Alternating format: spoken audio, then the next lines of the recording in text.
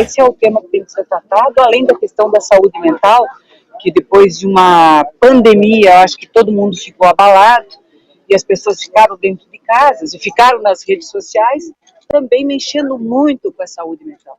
Eu acho que esse é um trabalho que não pode ser apenas de um governo, é um trabalho que tem que envolver a sociedade civil, para que a gente evite, não só punir, mas evite ataques dessa natureza, protegendo a vida das nossas crianças, dos nossos adolescentes e principalmente das mães, que certamente morreu um pouco delas quando viu partir seus filhos.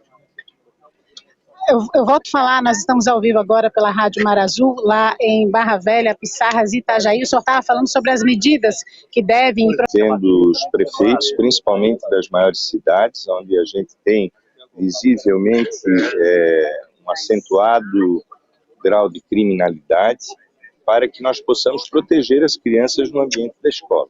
Nós não podemos mais conviver com aquilo que é mais importante para todos nós.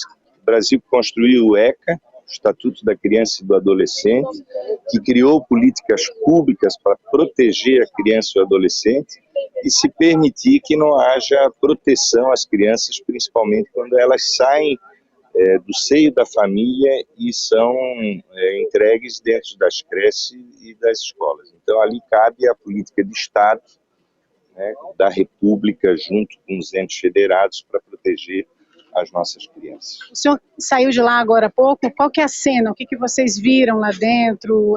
Os professores, o que vocês podem avaliar e resumir para a gente que está aqui do lado de fora?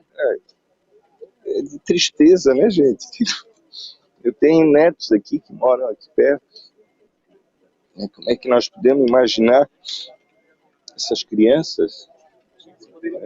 Falar aqui é fácil, mas olha a vida dessa gente. As famílias, né? A atendente ali narrando que viu o machadinho na cabeça de uma criança sendo cortado. Muita tristeza.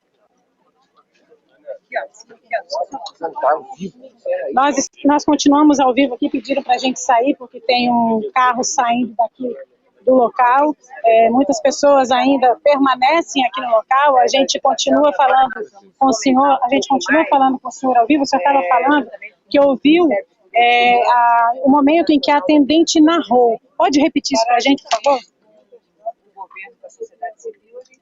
Ela disse que ele veio com um alvo. O alvo era a cabeça das crianças. Estamos falando de meninos e meninas de 3 anos de idade que vieram aqui para brincar, para se divertir, para se integrar no processo educativo.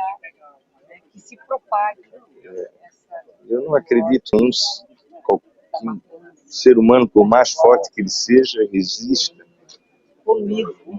a um episódio dessa natureza. O senhor estava falando que o senhor tem, inclusive, netos estudando aqui próximo. Meus netos moram aqui perto. Tem aqui a Ana Luísa, o Pedro, filhos da Daniela e do Jefferson.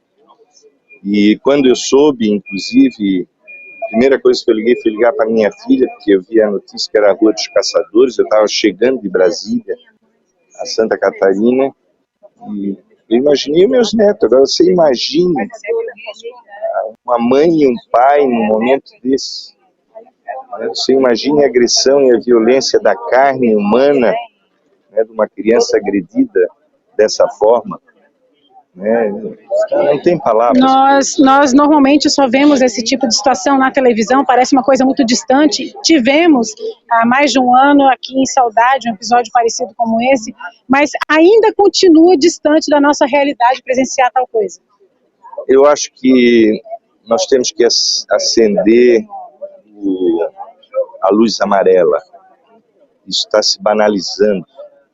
Nós temos que entender que a humanidade só sucesso com amor, perdão, valores humanistas.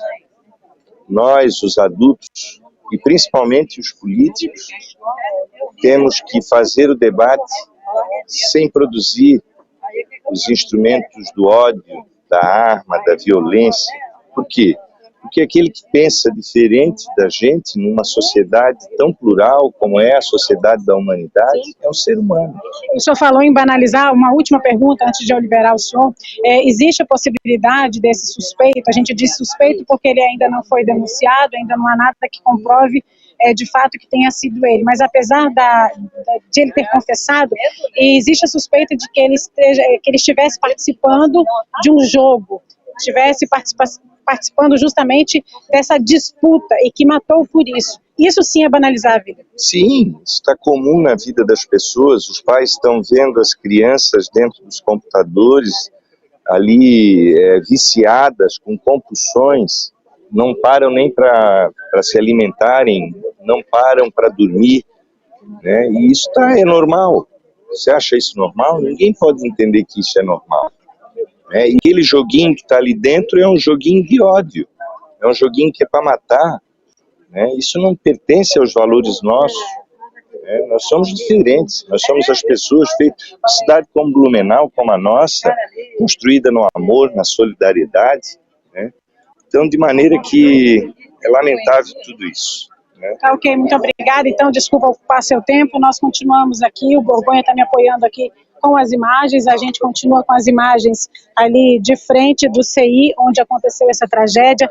Como o candidato falou há pouco, a cena que foi presenciada pelas funcionárias do local, que viram o momento em que essas crianças foram dadas de fato, é uma cena bastante chocante, e é uma cena que choca nós também, jornalistas, nós comunicadores, que estamos aqui no local. A gente continua trazendo para vocês ao vivo essas informações, ao vivo também aqui de Blumenau, a equipe da Rádio Mar Azul que continua com todos os fatos, e vamos continuar aqui porque com certeza também terá alguma palavra oficial da própria Polícia Civil que está aqui no local, que vai também conversar com a imprensa, e a gente traz essas informações no decorrer da nossa programação. É com vocês no estúdio.